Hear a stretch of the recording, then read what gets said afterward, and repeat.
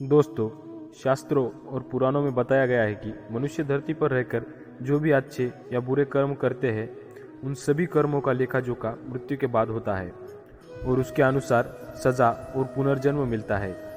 ईश्वर की दृष्टि में जो अच्छे कर्म यानी आपके काम होते हैं उसे पुण्य कहा जाता है और जो बुरे कर्म होते हैं उन्हें पाप कहा जाता है। पुराणों में कई अच्छे और बुरे कर्मों के बारे में बताया गया है।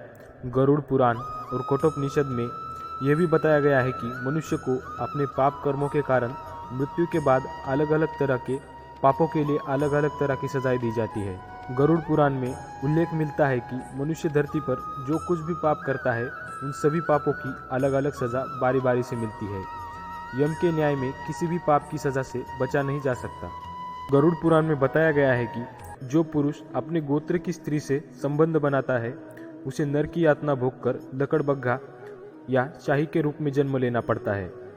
कुंवारी अथवा अल्पायु कन्या से संबंध बनाने वाले को नर की घोर यातना सहने के बाद अजगर योनि में आकर जन्म लेना पड़ता है।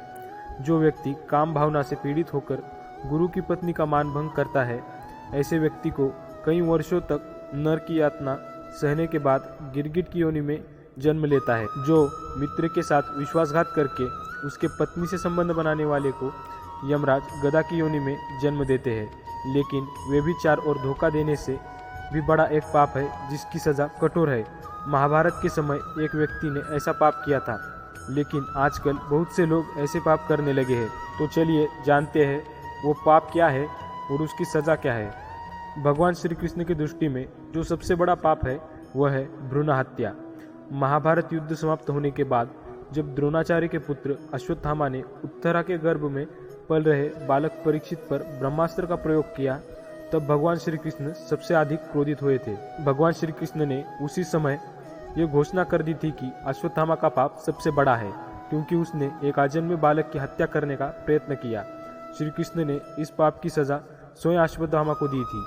श्री कृष्ण ने अश्वत्थामा के सर से चिंतामणि रत्न छीन लिया और शाप दिया कि तुमने जन्म तो देखा है लेकिन मृत्यु को नहीं देख पाओगे, यानी जब तक सृष्टि रहेगी तुम धरती पर जीवित रहोगे और कष्ट प्राप्त करोगे। दोस्तों, भ्रूण की हत्या करने वाले लोगों के लिए सबसे कठोर सजा निर्धारित है और ऐसे व्यक्ति को कई युगों तक इस सजा का दंड भुगतना पड़ता है। दोस्तों, आज की इस वीडियो में बस इतना ही। धन्यवाद।